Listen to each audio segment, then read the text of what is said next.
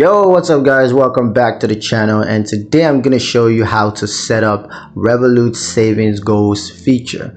Let's get straight into the video. So first thing you want to do is to log into your Revolut account, and then once you're logged into your account on the mobile app or on the website, you just want to navigate to the savings section, and then you want to tap create a savings goals, and you want to set the goal detail.